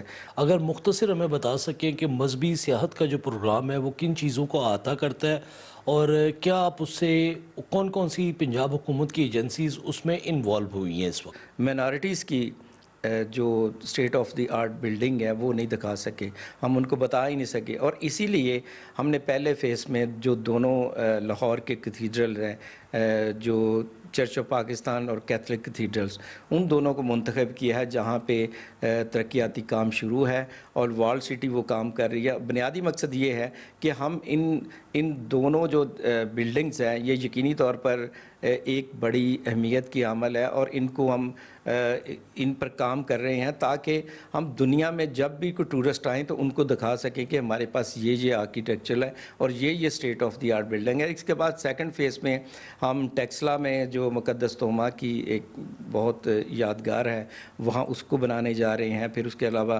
ملتان میں پھر ہمارے مندر ہیں جو ان کو جو گردواراز ہیں ان کو جو پرانی جن کی کم از کم 100-150 سالہ پرانی تاریخ ہے، تو مقصد یہ ہے کہ ہم ان چیزوں کو پریزرو کرنے کے بعد جتنے بھی جو پوری دنیا سے ٹورسٹ آئیں گے ان کو یہ پاکستان کا چہرہ دکھا سکیں۔ دنیا کے لیے ایک سیاحت کا دروازہ بھی کھلے گا اور دنیا کو یہاں آنا چاہیے تاکہ آگے پتہ چلے کہ پاکستانی حکومت اور عمران خان کی جو حکومت ہے وہ کس حد تک پاکستانی اقلیتوں کی ایک مناسب دیکھ بھال کر رہی ہے، بلکہ ان کی ڈیولپمنٹ کے لیے بھی کیا کیا بڑے اقدامات کر رہی ہے۔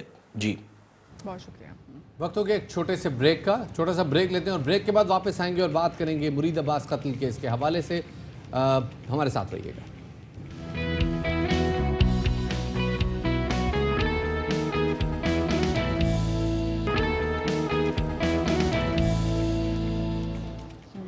بریک کے بعد خوش آمدید کہتے ہیں آپ کو باخبر سویرا میں۔ بات کرتے ہیں مرید عباس قتل کیس کے حوالے سے۔ اینکر مرید عباس قتل کیس کو آج ایک سال گزر گیا، لیکن اب تک ملزمان پر فرد جرم عائد نہ ہو سکے، اور اہم ملزم عادل زمان کو سینٹرل جیل سے رہا بھی کر دیا گیا ہے۔ دوسری جانب مقتول کی جو وائف ہے زارا عباس، زارا کا یہ کہنا ہے کہ ملزم کی ضمانت پر رہائی کو سپریم کورٹ میں چیلنج کر دیا ہے۔ مرید عباس قتل کیس کے اہم ملزم عادل زمان کو سینٹرل جیل سے رہا کر دیا گیا ہے اور ملزم کی جانب سے زر ضمانت جمع بھی کرا دی گئی ہے۔ عادل زمان کی سندھ ہائی کورٹ اور سیشن عدالت نے ضمانت منظور کی تھی۔ اسی حوالے سے مزید بات کریں گے اور ہمارے ساتھ خود مرید عباس بھی موجود ہیں، زارا کو شامل گفتگو کریں گے۔ اچھا زارا، یہ بتائیے گا، بہت شکریہ کہ سب سے پہلے آپ نے ہمیں وقت دیا۔ ایک سال ہو گیا ہے اور ہم آج بھی ایگزیکٹلی اتنے دکھی ہیں جتنی آپ دکھی ہیں، اور اللہ کرے جلد از جلد مرید کو، آپ کے بیٹے کو انصاف ضرور ملے۔ یہ بتائے گا کہ عادل زمان کو جو رہا کیا گیا ہے وہ کن بیسس پہ رہا کیا گیا ہے؟ ویڈیوز میں دیکھا جا سکتا ہے وہ عاطف کے ساتھ ساتھ ہر جگہ پہ تھا، تو کن بیسس پہ ایسا اس کو رہا کیا گیا ہے؟ دیکھیے، جو قانونی پوائنٹ آف ویو ہے اس کے اوپر تو ہم لوگوں نے سپریم کورٹ کا دروازہ کھٹکھٹایا ہے، کیونکہ جو ججمنٹ جج کی طرف سے، جج صاحب کی طرف سے دی گئی وہ واقعی میں اس کی کچھ سینس آپ کہہ لیجیے کہ نہیں بنتی تھی، کیونکہ جو ہم قانونی پہلو دیکھیں یا جو گواہوں کے بیانات موجود ہیں، سی سی ٹی وی فوٹیجز ہیں جو کہ سبھی نے دیکھی ہے، بچے کو یاد ہے کہ سی سی ٹی وی فوٹیج میں عاطف زمان کے ساتھ ایک شخص تھا سفید شلوار قمیض میں، وہ تھا عادل زمان، جو کہ سہولت کار تھا۔ سہولت کار اور ایک قانون یہ بھی ہے کہ آپ اگر مرڈر کریں لیکن اکسایا میں نے ہو اور مشورہ میں نے دیا ہو اور میں چاہتی ہوں مرڈر ہو تو آپ سے زیادہ تو میں گناہ گار ہوں، لیکن عادل زمان کو چھوڑ دیا گیا۔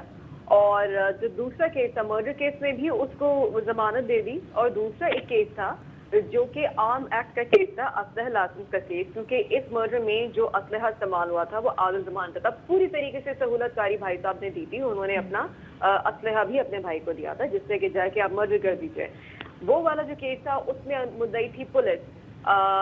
ہم لوگوں نے جا کے، میرے جو لائر ہیں جبران ناصر، وہ جس دن ہیئرنگ تھی وہ پہنچے ہیں، انہوں نے جا کے ریکویسٹ کی ہے جج صاحب سے کہ ریٹن میں اپلیکیشن لے کے گئے ہیں کہ یہ اپلیکیشن ہے، آپ اس کیس میں ہمیں فریق بننے کا موقع دیجیے، کیونکہ جو آپ کا یہ کیس ہے اسلحہ لائسنس کا، اس اسلحے سے ہمارے بندے کو مرڈر کیا ہے۔ जज साहब ने कहा ठीक है जी, आप लेट आवर्स में आके आज के ही दिन पे अगली डेट ले जाइए हियरिंग की, और एडजर्न हो गई समाअत। पीछे द सेम डे जज साहब ने 50,000 रुपए के मुचलकों के एवज उसको जमानत दे दी। अब टीवी पे से खबर चली है, जब मीडिया ने रिपोर्ट किया है, तो हम लोग सारे बहुत हैरान थे और सर पकड़ के बैठे हुए थे कि ये इतना बाइस एक जो आया है ये डिसीजन, जिसके ऊपर हमने वो सिटी कोर्ट में केस था, सिटी कोर्ट में जाके हमने कंप्लेन की है कि जज जो है वो बाइस्ड हैं, उन्होंने इस तरह से डिसीजन दिया है, क्योंकि जो जज की डायरी होती है उसमें डेली केसेस होते हैं, उसकी कार्रवाई दर्ज होती है, तो उसमें ये बाकायदा दर्ज है कि रिटन एप्लीकेशन हमने दी है, तब भी ये सब कुछ हुआ है। तो हमने एप्लीकेशन मूव की है कि जज साहब हम जाए और जब कोई बाइस है तो उनको चेंज करें, क्योंकि ये तरफा फैसला नहीं सुना जाता, आपको पूरा हक होता है, चाहे कातिल है उसको भी सुना जाता है। तभी तो आप ये देखिए कि आज तक जो फर्दर जमायत नहीं हुई, क्यों नहीं हुई? क्योंकि उनके जो डिलेइंग टैक्टिक्स है उनको हम हाजिर नहीं होंगे, हमारा वकील नहीं, तो फर्दर जुर्म होगी नहीं, क्योंकि वन साइड को सुन के तो कभी भी फैसला दिया ही नहीं जाता। इनके केस में हम आज तक बैठे हुए साल हो गया कि फर्द जुर्मी हुआ और उनके मामले में उनको पीठ पे से जमानत भी दे दी है। तो ये इंसाफ को कहेंगे या इसको नाइंसाफी कहेंगे? सरासर ये समझ में नहीं आता कि एक तरफ जानबूझ के डिलेइंग टैक्टिक्स को एंडोर्स किया जा रहा है, दूसरी तरफ एक और मामला भी है कि आदिल जमान को जब वो जेल में भी था तो उसकी हालत, जब वो कोर्ट आता था हम उसको देखते थे, वो बड़े अच्छे लिबास में होता था, उसकी हालत बड़ी अच्छी होती थी। इसका मतलब है वो जेल में भी he was in A class probably. क्या इस हवाले से आपके पास कुछ आई इतलात? बिल्कुल, ये तो वैसे सबने हाल देखा, क्योंकि हम जिस मुआशरे में रहते हैं और हमारे यहाँ जो सिस्टम है, बहुत सारे ऐसे कातिल मुजरिमान को देखा होगा जिनकी हालत कितनी गैर होती है कि इंसान सोचता है कि क्या इनको मुंह हाथ धोने के लिए भी पानी या कोई चीज मिलती है कि नहीं मिलती। कितने गंदे हुलिये में और हाल में वो लोग आते हैं। हथकड़ियां ऐसी लगी होती है कि हथकड़ी उतारो तो यहाँ पे निशान बना होता है फोन का, ठीक है। लेकिन जब ये दोनों भाई पहुंचते थे, दोनों कातिल, तो इतने फ्रेश होते थे कि लिटरली मैं ये सोचती थी कि अंदर कोई पुलिस, ये जो जेलों में कोई स्पा है, मतलब आप इतने फ्रेश हैं, हेयर कट हुआ हुआ है, बाल बने हुए हैं, नए कपड़े पहने, क्लब वाले आराम से आ रहे हैं, मिनरल पानी पी रहे हैं, आराम से उनकी सुट्टे चल रहे हैं और बड़े खुल्लम खुल्ला, बड़े रिलैक्स। बॉडी लैंग्वेज बहुत कुछ बताती है। और ये बात मुझे पता चली थी कि अंदर वो क्रिकेट खेल रहे होते थे बहुत रिलैक्स होके, बिल्कुल ठीक है। और सामने हमने सबने हाल देखा है उनका। तो उनको या तो वही बात है कि जहाँ पर ये पता है सबको कि ये वो लोग हैं जिन्होंने सैकड़ों लोगों का पैसा खाया है, तो इनके पास तो पैसा मौजूद है। तो जब पैसा है तो पैसा बोलता है, व्हाट आई मीन। पैसा है तो पैसा बोलता है। बहुत नज़ारा हमें इस हवाले से तफसीलात से आगाह करने का, और हमारी इस्तेदा है कि इंसाफ किया जाए इस मामले में, पेशतर इसके कि बारगाह इलाही में इंसाफ कर दिया जाए। बहुत ज़रूरी है, क्योंकि खुदा की लाठी बेआवाज़ है, जब वो चलती है तो उसकी जद में उसकी ज़रब बड़ी शदीद होती है। बेशक, और शफात इसलिए तो कहते हैं कि justice delayed is justice denied. तो अल्लाह करे ज़ारा के बेटे को जल्द से जल्द इस हवाले से इंसाफ मिले और वो सुरखरू आगे जाके। अभी हम आपको बताएं कि लाहौर के इलाके थाना सतु कतला की हदूद स्टाफ कॉलोनी में 22 साला नौजवान ने नशावर चीज़ पिलाकर, नहायत ही अफसोसनाक वाक़या है, उसने 10 साल की बच्ची को मुबैना तौर पर ज़्यादती का निशाना बनाया है। और मुतासरा बच्ची के अहले खाना ने जिना अस्पताल की इमरजेंसी के बाहर इस हवाले से, इस खौफनाक वाक़े के हवाले से एहतजाज भी किया है। मुज़ाहिरीन ने इल्ज़ाम आयद किया कि 22 साला सागर मसीह ने उनकी 10 साला बेटी को नशा आवर चीज़ पिलाकर उसके साथ ज़्यादती की। मुतासरा बच्ची को 3 बार अस्पताल में लाया गया, लेकिन अस्पताल वाले इलाज नहीं करते, दवा लिख कर भेज देते हैं, ये कहना है उस बच्ची के लवाहिकीन का। मुल्ज़िम का मालिक मकान मलिक जमशेद उन्हें जान से मारने की धमकियां देता है और सुलह करने पर जोर डालता है। आगे बढ़ते हैं जी और बात करते हैं गैरत के नाम पर एक और हुए कत्ल की। ये वाक़या सामने आया है पेशावर से, जहां पर गैरत के नाम पर 16 साला लड़की और 20 साला नौजवान को कत्ल कर दिया गया और कातिल उनके अपने ही रिश्तेदार निकले। इसी वाले से देखते हैं अदनान तारिक की रिपोर्ट। कम उम्र की मोहब्बत मौत पर हुई खत्म और पेशावर में हुआ गैरत के नाम पर कत्ल, जहां अपनों ने ही जुल्म की कर दी इंतहा और मार डाला 16 साला लड़की और 20 साला वकास को फायरिंग करके। पुलिस हुकाम के मुताबिक दीर कॉलोनी में गैरत के नाम पर खानदान वालों ने दोनों को कत्ल करके बिना जनाजा पढ़ाए रहमान बाबा कब्रिस्तान में दफना दिया। कब्रिस्तान के गोरकुन ने बताया कि इधर 2 लोगों की लाशें लाई गई थी 3 गाड़ियों के अंदर और उनको दफनाया गया। पुलिस को जराए से कत्ल की इत्तला मिलते ही वाक़े की छानबीन की गई तो जालिम निकले अपने ही खून के रिश्ते। दोनों फैमिलीज़ ने मिलकर इनको कत्ल किया। बाकी जो मौके पे मौजूद लोग थे वो गिरफ्तार हो चुके हैं। FIR रजिस्टर है। पुलिस हुकाम के मुताबिक लाशों की कब्र कुशाई के लिए मजिस्ट्रेट को दरख्वास्त लिख दी। मुलजिमान ने वाक़े का इतराफ़ जुर्म भी किया। कैमरामैन हयात खान के साथ अदनान तारिक, ARY न्यूज़, पेशावर। एक अहम मामले के हवाले से बात करेंगे। बीवी के कत्ल के इल्ज़ाम में सहाफ़ी अली सलमान अलवी को पुलिस ने हिरासत में ले लिया है और ट्विटर पर अली के खिलाफ जस्टिस फॉर ज़हरा का हैशटैग भी टॉप ट्रेंड कर रहा है। फरियाल आरिफ, जो कि जर्नलिस्ट भी हैं, उन्होंने अपनी ट्वीट में ये इल्ज़ाम आयद किया था कि अली ने उनकी दोस्त सदफ ज़हरा को फंसा कर उनसे शादी की थी और बाद में उन पर तशद्दुद किया और आखिर में उन्हें कत्ल कर दिया। उन्होंने अपनी ट्वीट्स में कुछ पैगामात के स्क्रीनशॉट्स भी शेयर किए हैं जिसमें फरियाल आरिफ का दावा है कि सदफ की अली से ट्विटर पर बातचीत शुरू हुई और उसके बाद जब अली ने देखा कि सदफ एक अच्छे घराने की खूबसूरत जिम्मेदार और मजबूत खातून है तो उन्होंने उन्हें शादी के लिए फंसाया।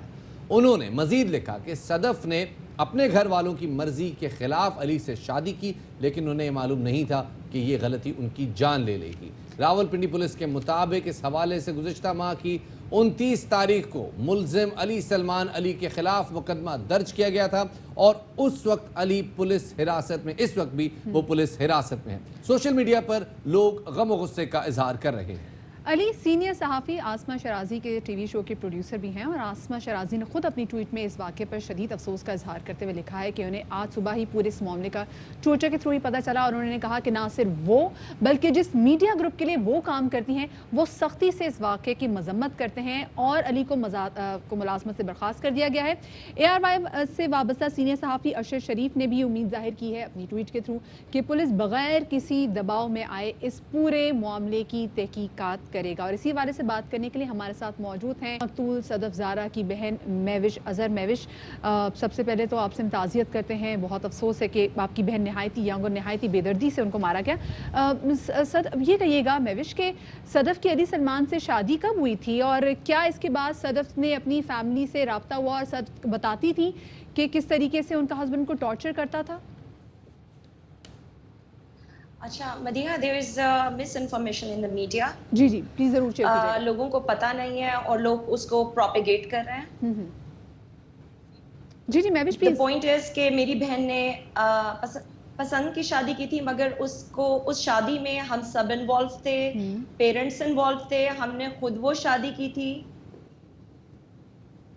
और लोग बना रहे हैं कि शायद वो खुद चली गई और ऐसे नहीं है। सही। अच्छा ये बताइएगा कि इसमें जो कल तो ये स्क्रीनशॉट शेयर हुए थे इसमें एक बड़ा मामला था कि अली सलमान अलवी कई ख़वातीन को हरास कर रहा था और उनसे ब्लैकमेलिंग कर रहा था। आपसे कभी आपकी बहन ने, मरहुमा ने कभी ये मामला शेयर किया? जी बहुत लेट शेयर किया था ये। लास्ट ईयर जब उसको बहुत ज़्यादा उसने मारा था, उसको लॉक लगाया था और उसको यहाँ पे काटा था। उसका मुझे मेरी आवाज़ एको हो रही है दोबारा। अच्छा लेकिन हम महविश हम आपको प्रॉपर सुन रहे हैं, आप प्लीज जारी रखिए।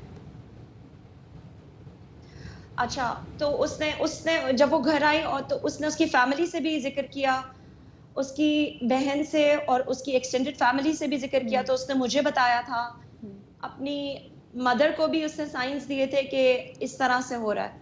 सही।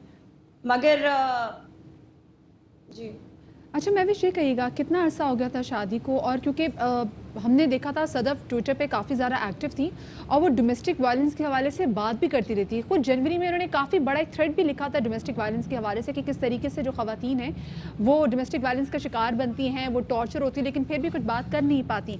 तो ये मामला कब तक चल रहे थे, कब से चल रहे थे?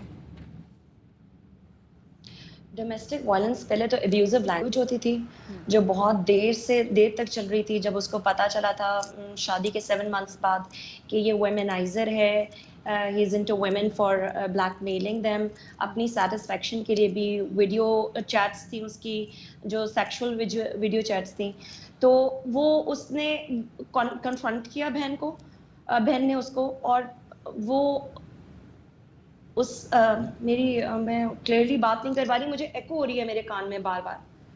हम कोशिश करते हैं कि इस मामले को ज़रा जो ऑडियो का इशू है इसको रिजॉल्व करें, लेकिन ये एक बड़ी अजीबोगरीब आपने बात बताई है कि जो मरहुमा है, मकतूला है, उन्होंने अपने शौहर से मुताल्लिक सारा मामला अपनी फैमिली को बताया था कि वो किस किस्म की सरगर्मियों में मुलव्वस है और किस तरह से वो ख़वातीन को हैरास कर रहा है. एक बार फिर कोशिश करते हैं उनसे रब्ता करने की. क्या अब आपको हमारी आवाज़ आ रही है महविश? जी, आपकी आवाज़ मुझे क्लियरली आ रही है. अच्छा महविश, अब बताइएगा ये सारा मामला जब आप लोगों को पता चला, आप लोग क्या करते थे? क्या आप में से, आपकी फैमिली में से किसी ने अली सलमान से बात करने की कोशिश की? अली सलमान से सदफ ने हमें कहा कि she wants to give him some chance, because उसकी छोटी बच्ची थी, उसको लगता था कि वो ठीक हो जाएगा. मैंने उसको घर बिठा लिया था, मैंने कहा था अब तुम नहीं जाओगी, मदर ने उसे कहा अब तुम नहीं जाओगी, मगर ही केम फ्रॉम लाहौर. उसने उसको कहा कि give me one last chance, और उसने बहुत उसकी मिन्नतें की. उसके बाद सदफ ने कहा ठीक है, I want to give him one last chance. सही. अच्छा ये बताइएगा कि जब आपको कॉल आई थी, जब अली सलमान ने को कॉल की थी कि जी कि आपकी बहन ने कुछ कर लिया है, जब आप वहाँ पर गए हैं तो उसके बाद आपने देखा कि आपकी बहन की क्या उस वक्त सूरत हाल थी? शी वॉज ऑलरेडी डेड जब वो उनको हैंग किया गया था. अच्छा, जो पोस्टमार्टम रिपोर्ट आई है, मैं भी हम चाहेंगे वो आप शेयर करें लोगों के साथ कि पोस्टमार्टम रिपोर्ट में क्या क्या चीज़ें सामने आई हैं. पोस्टमार्टम रिपोर्ट में जो फिजिकल अब्यूज़ था उसके शवाहिद सामने आए हैं, और उसमें अभी उन्होंने अपेरेंटली कहा है कि इट्स एस्फिक्सियल डेथ जो स्ट्रैंगुलेशन से भी हो सकती है, और उसकी जो आवर्स थे जो पास्ट हो चुके थे, यानी ऑलमोस्ट उन्होंने कहा था 8 to 9 आवर्स हो गए हैं डेथ को. और 8 घंटे बाद उस आदमी ने आपको कॉल किया और ये बताया कि जी कि आपकी बहन ने कुछ कर लिया है. काफ़ी घंटों बाद उसने मुझे कॉल की थी, क्योंकि 8 बजे वो सुबह को बाय स्ट्रीट में फिर रहा था, और उसने मुझे दोपहर को 2 बजे कॉल की थी मेरी बहन के फ़ोन से कि आ जा.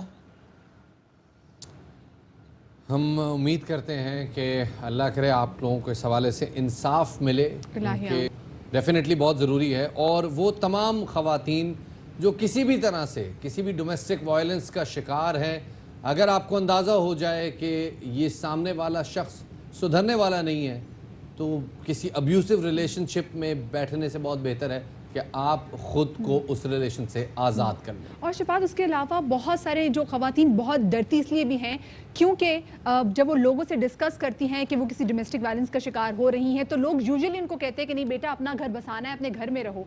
तो खुदारा आपके पड़ोस में आपको अगर सुनाई देती हैं, आपको लगता है कि आपके पड़ोसी जो शख्स है वो अपनी बीवी पर तशद्दुद करता है, तो आप बहैसियत इंसान जो है वो इस हवाले से इतना किरदार अदा करने की कोशिश करें. क्योंकि शफात ऐसा बहुत होता है, हम लोगों को ये होता है कि भाई ये हमारा तो इसमें कोई अमल दखल नहीं है, इट्स नॉट अ बिजनेस, तो ये उनके घर का मामला है, तो उन्हीं को सॉर्ट आउट करने दें. मैं एक चीज़ उन तमाम वालिदैन से जो ये देख रहे हैं, मैं उनसे भी रिक्वेस्ट करना चाहूँगा कि सारी नसीहतें आपकी बच्चियों के लिए नहीं, आप अपने बच्चों को, अपने लड़कों को इंसान का बच्चा बनाएं. और अगर आपके इल्म में आ जाता है कि वो अपनी बेगम की तरफ उसका बिहेवियर मुतशद्दद है या नहीं है, जैसे ही ये मामला आपके नोटिस में आए, आप इस मामले पे पेशतर इसके कि कोई और नोटिस ले, आप खुद इस मामले पे अपनी औलाद की सरजनिश करें. किसी की ज़िंदगी का मामला. बिल्कुल. और साथ में divorcee daughter is better than a dead daughter. बहुत सारे दूसरे लोग भी, क्योंकि हमारे यहाँ होता है कि जब औरत किसी बात पे तलाक लेती है तो हमेशा तमाम जो कसूरवार है वो औरत को ही ठहराया जाता है. इसलिए कोशिश करें, अगर कोई औरत आपके साथ अपनी कोई ऐसी स्टोरी, अपनी कहानी, अपने दुख और दर्द अगर शेयर करती है तो उसको सपोर्ट ज़रूर करें, ताकि सदफ जैसी और सदफ जो है वो हमारे घरों में हमारी बेटियाँ ख़ुद को किसी ऐसे बंदे के हवाले ना कर दे जो कि उसको जान से मार दे. छोटी सी ब्रेक की तरफ हम जा रहे हैं, हमारे साथ रहिएगा.